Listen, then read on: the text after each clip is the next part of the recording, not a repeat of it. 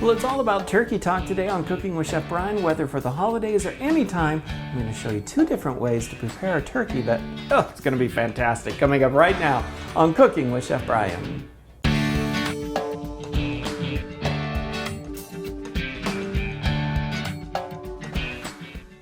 Turkey is one of my favorites, and it's great for the holidays, whether it's around the Thanksgiving, Christmas, or any time of a dinner. Turkeys are always a great option, and I think they are so delicious if they're prepared correctly. So I want to show you two different ways to prepare the turkey. And first of all, we're starting off with a turkey breast. Now, when you buy turkey breast at the grocery store, this is what they look like, and they're generally frozen solid. And so what you want to do is to actually put them into the refrigerator and thaw them out until you want to bake them off. And so you never let turkey in any way, whether it's a turkey breast or a whole bird, thaw out on the countertop at room temperature for hours and hours and hours, because that's how you get foodborne illness. They have to actually thaw out in the refrigerator, and so you've got to have a space in there for them to sit so that they remain cool and can thaw out in a timely fashion. Generally, if I'm doing a large bird, I plan on about a week to a week and a half to thaw out in the refrigerator so that it's at a safe food temperature. Well, with that in mind, let's talk about food temperatures, because that's so important when it comes to cooking turkeys like this. So with this chicken or turkey breast here, what you want to do is make sure it is cooked internally to 165 degrees. That's the same with chicken as well. So turkey, chicken, poultry in general, 165 degrees. If you stuff the bird, a turkey, you have to make sure that the internal temperature of the stuffing is 165 degrees, because the raw juices are soaked up by the stuffing, and if they don't hit a safe food temperature, you could potentially get a foodborne illness from the stuffing itself.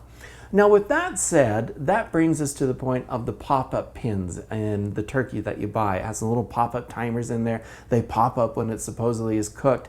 Those are generally set to about 185 degrees, which enables the internal temperature of the stuffing, if you stuff the bird, to be able to reach 165 degrees. What I always recommend is get an Insta-Read thermometer, and I have two different kinds. The oven that I'm going to cook this in actually has a thermometer that I'm going to set to 165 degrees so that it'll bake it, and then it just shuts off when the bird hits internal temperature of 165 degrees. Or get an Insta-Read thermometer. These are thermometers that will give you a nice digital reading. You just take it, stick it into the meat, see what the temperature is, remove it. You don't leave these in the oven because they'll melt. That'll tell you what the internal temperature is as well. Always, always, always cook turkey or any type of poultry to the correct temperatures so that you don't get any foodborne illnesses. Let them thaw out in the refrigerator. Plan accordingly, because you don't want them thawing out on the countertops. So this turkey breast here, I'm just going to sprinkle it with a little bit of seasoned salt and pepper. I'm going to insert to it the thermometer, which will go into the center of the bird, and it's ready to go into the oven. I love doing turkey breasts because it's very simple. You don't have the mess to clean up or the whole bird that you have to wonder what to do with. Many times I'm like, I don't know if I want to do soup. I don't know if I want to do this or that. And so with a turkey breast, it's really very easy to cook with. And I'll just set that to 165 degrees so that that'll cook and it'll ding at me when it is done. Now, if you want to do a traditional bird, those are really easy too. Here's an idea for a rosemary orange turkey. And what you're going to do is go out to the garden, pick some fresh rosemary, or go to the store and get it. Once you get it, remove the leaves from the rosemary, chop them up fine, add them with some orange zest and butter. Mix it all together. And then what you're going to do is to spread that butter around the outside of the bird as well as the inside. Lift the skin up over the breast, put that butter in there that has the orange zest and the rosemary so that it's in there and will flavor it as it's cooking. That butter will melt and all those flavors are going to go down into the bird itself. Little caution here when you're doing a bird. Be sure that you remove the giblets. Also, they generally are in a package that is either in the cavity of the bird or in the neck of the bird. Don't cook the bird with the giblets in the package, and so be sure to remove those out before you start to cook it. And then you're going to want to cook that bird once again to 165 degrees internally. So you can check it in the breast, you can check it in the armpit, as I call it, of the bird. You can check the thigh meat to make sure that it is 165 degrees. That is so important so that you have safe food handling on there. So however you choose to do these birds, it's a great idea for the holidays. And so with the yumminess of the orange and rosemary, you can add garlic, you can add onion, you can add thyme or any other type of herbs to that. You just want the medium of the butter in there so that it's done. Now with the butterball here, this is butterball. I just got it at Costco. You can do it. Be sure you move the gravy packet from it before you put it into the oven. You don't want to cook that. I'm not really one that uses the gravy packets in there. I make my own gravy. Also, when I'm doing poultry, I have the kind of the safe food cutting boards like this. These can go right into the dishwasher on sanitized mode. So I make sure that they are sanitized. When you're using a cutting board such as this, it's really convenient to put a wet or damp paper towel underneath it so that it doesn't move around on the counter when you're using it. So you can just put that on there and it won't move around on there. So these are all safety features. A lot of them are common sense. Make sure your work area is clean of any other types of food. And before you start with any other types of food, make sure it is cleaned off and sanitized after working with the bird. We're going to continue on, guys, so don't go away. We'll be right back.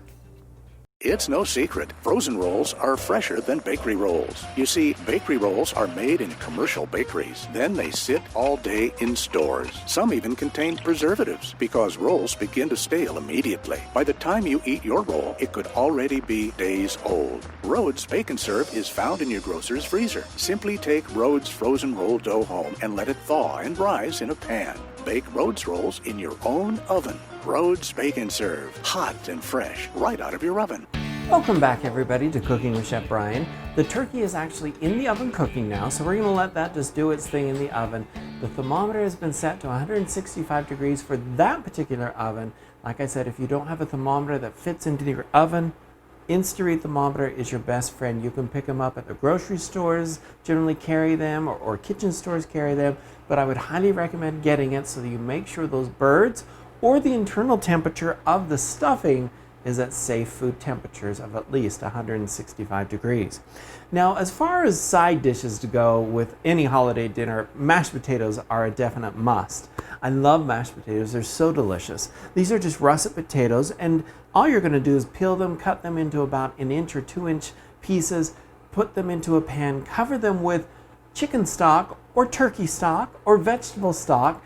You choose what kind of stock that you want to, and then you're going to cook them until they are tender to a fork, because then you can mash them up and have the seasonings that you want: butter, salt, pepper. Some people put a little bit of milk in there. Some people put a little bit of water. I use the stock that the potatoes were boiled in. I add a little bit into there, and I actually use some Dijon mustard and a little powdered milk. But don't worry, you can go to cookingwithchefbryan.com, look up mashed potatoes and gravy, and you can find the recipe that I like to use for my mashed potatoes.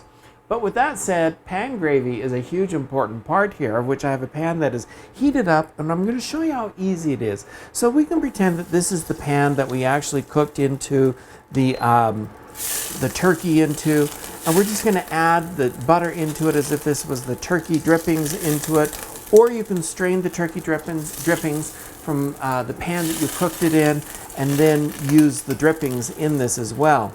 So once the butter gets melted, we're going to add into this a little bit of flour to create a roux. Now, the general rule of thumb when it comes to creating a roux are equal parts fat to flour. So I have about 4 tablespoons or 1/4 cup of butter that I'm using in here.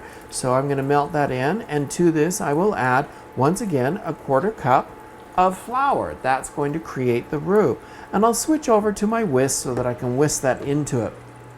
I've done this for so many years that I'm pretty good at eyeballing if I just kind of fill it out and guesstimate in there. But you can measure out 1/4 cup if you want to. So I'll just put a little bit more into there. And that, let's add one more for good measure. There we go. There's 1/4 cup for good measure in there. Rinse off my hand. And then I'm going to switch over to a whisk so that I can whisk together the fat, which is the butter in this case, and the flour to make sure that it is well combined. This is a roux. In the professional kitchens, we'd make this by the gallons. You can actually make a lot of this and then put it in a big container, seal it up, put it in the refrigerator, and it keeps for weeks. So it's very simple to use. Now, once you get that roux all done, I don't want to take this roux any darker. We're going to keep it at a blonde roux. I have some turkey stock that I use bouillon to create here. And so I'm going to add this into there. You could use any kind of stock that you wanted to, but I just think for the holidays, maybe a turkey stock to go with the stock. The turkey that's cooking is going to be a great idea. Now I'm going to add that into there.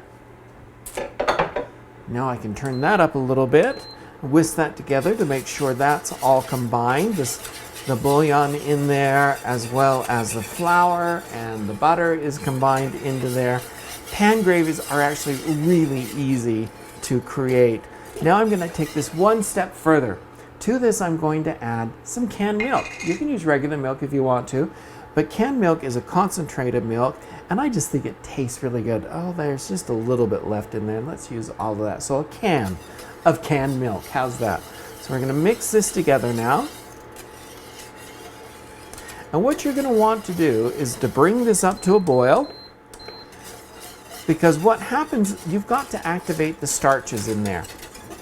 The starches are in the flour itself, and what that does is by bringing it up to a boil, all of those starches in there begin to just kind of suck up water like a balloon, and they balloon out literally, and they get to a point to where they can't hold any more liquid and they burst. And all of the proteins that are in the starch molecule there come out into the solution, and they bind together and cause it to thicken up. So that's why you've got to really get this nice and hot, bring it to a boil, and let it simmer for about 5 minutes to be sure that all of the flour is cooked into there. I don't know if you've ever bitten into or had some gravies that were gritty on the top of your mouth. That is why, is because the flour or the starch that they use isn't fully cooked out. And so by bringing it to a boil, it'll start to thicken up, and then reducing the heat, let it simmer for about 3 to 4 minutes while stirring a little bit if you need to. That will ensure that those granules, those starch granules, are all cooked out. I am going to add a little bit of seasoned salt and pepper. I just happen to know it's going to need a little bit based on how much of the bouillon that I put into there. Remember, bouillon is very salty, so you want to be sure you don't over salt it. Okay, so our potatoes are done. We've mashed them up already. We have our pan gravy that's going. We have the turkey in the oven that's cooking up here. Oh, when we come back, of course, we have to make a cranberry sauce that's going to be delicious. Don't go away. As summer comes into full swing, it's time to fire up the grill and treat your family to a special outdoor meal featuring everyone's favorite Klondike brand potatoes. Enjoy preparing one of our many chef-inspired recipes from the web, or create your own backyard culinary masterpiece using varieties from the full line of Klondike potatoes. Visit KlondikeBrands.com today for hundreds of recipe ideas and make your summers sizzle with Klondike Brands. We have been working on the funnest meal for any holiday or any time of the year, a delicious turkey dinner with potatoes and gravy, and I want to show you how to put together some fresh cranberry sauce.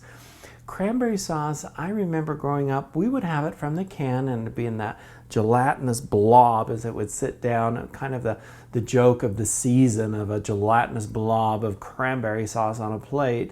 But if you've never made it from fresh cranberries, oh, you are in for such a treat because it is delicious. Now, right around Thanksgiving time, you're going to have an abundance of fresh cranberries that are available. What I will do is buy several packages, and they freeze beautifully. And so I'll put them in the freezer, and then I have them throughout the year if I need them. You can find them throughout the year, but they are just not readily available like they are around Thanksgiving or the holidays for that matter. So a little package, this is a 12-ounce package of cranberries here. Very simple. You can buy them just like this. You can pop it in the freezer if you want to hold them over. They freeze beautifully. Or you can make cranberry sauce and freeze it. It freezes very well too. But it's so easy to use out of the package here. I just follow the directions on the package for some fresh cranberry sauce. And it actually has, to me, it has such a better flavor to it than just out of a can. I think the canned cranberry sauce can taste a little bit tinny to me from the can itself. And plus, oh, it's just fun to make it. The cranberries will actually pop, and it's kind of fun if you're a kid to watch them. The skins will break and they'll begin to pop, and so it's kind of fun to do that. So to a 12-ounce package here, what we're going to do here is actually add in a cup of water and a cup of sugar. This is how you're going to create basically a simple syrup that's going to go into there. You're going to bring it up to a boil and let it cook while you stir it a little bit so that there are the berries begin to break and the flavors start to come out of them, and they begin to soften up a little bit as well. So once you get that into there, let's give that a little stir around. And at this point you have to decide, now do I want this just to be a cranberry sauce, or do I want this to be more like a chutney? So if you wanted a chutney, what you would do at this point is you would add in like the zest of an orange. You could add in some cinnamon, ground cloves, maybe a little ginger to it to create that chutney flavor. I'm not a big fan of that. I just prefer good old cranberry sauce. I like the tartness. This has a nice tartness to it, which I think goes amazingly delicious with the turkey, the savoriness of the turkey itself. Now when it's finished, it's going to be kind of mushy like this. As it cools, it will thicken up just slightly. And after the holidays, or if I have leftover, roast beef or turkey or chicken or whatever I have, I love to take some cranberry sauce on a Rhodes roll, and we'll just spread that on there with some leftover stuffing for that matter, or you could put anything you want, luncheon meats on there, and make your sandwich out of it. Kind of use it like a mayonnaise on the bread, and it is so delicious. I love that, just that tartness of the berry itself with the savory flavors of it. So that's a good way to use cranberry. It's really like a jam if you want to think of it that way. So this is going to heat up now. We're going to get those berries are beginning to pop a little bit. And we're going to be able to make this fresh cranberry sauce. This makes great gifts actually for the holidays. If you buy some really cute little jars, you can put the cranberry sauce in the jars and give it away as a nice little gift. I've done that before with a bow around it and a little card that has the recipe on it. It's a great gift for neighbors, friends, family, extended family, things like that. And they just love it. The first thing they say always is, oh, what is it? And then my impression is, well, read the card, you'll see what it is. But you can use it on sandwiches, you could use it as marinade for meats, you can use it so many places in the kitchen. I really love it. This is cooking up here. It's going to be perfect. We have the cranberry sauce done. We have our potatoes done. The gravy is finished. The turkey is in the oven and it's almost finished. So when we come back here in just a minute, we're going to put this all together. I'm going to serve it with one of my favorite vegetables, which is just green beans. I think those are delicious. But you can choose your favorite vegetable to serve it with and have some fun with this. As you can tell, this is not a complicated dinner. Turkeys are not complicated to make. I can begin to hear those pop, so it's getting ready to get stirred and finished here. Don't go away. When we come back, we're going to finish it all up. It's no secret, frozen rolls are fresher than bakery rolls. You see, bakery rolls are made in commercial bakeries. Then they sit all day in stores. Some even contain preservatives because rolls begin to stale immediately. By the time you eat your roll, it could already be days old. Rhodes Bake and Serve is found in your grocer's freezer. Simply take Rhodes frozen roll dough home and let it thaw and rise in a pan. Bake Rhodes rolls in your own oven. Rhodes Bake and Serve, hot and fresh, right out of your oven. Welcome back, everybody, to the kitchen. Let's finish up this turkey day here on Cooking with Chef Bryan. I've shown you a few different ways of preparing turkey, two to be exact, from a turkey breast to a whole turkey that was a rosemary orange turkey. Very simple to do, great for the holidays or any time of the year, really. So the turkey breast is finished. All we're going to do is just carve it and slice up some slices to go on our plate. And I have to say, and I've said it before, I do enjoy the turkey breast because there's no cleanup. I don't have a carcass that I have to worry about afterwards, what I'm going to do with it.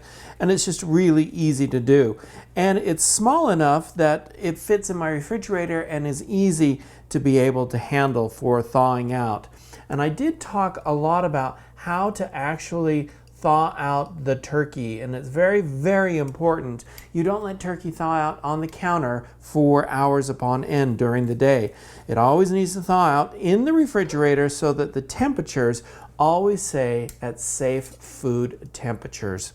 So the pan gravy is finished here. I did remove the mesh over the top of that so that I could cut it and get to it easily.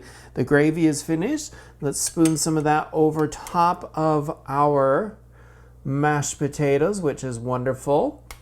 Ooh, that looks so good. Everyone, it smells amazing. I'm serving it with some green beans, which are some of my favorite vegetables. You can serve it with any vegetable that you really want to.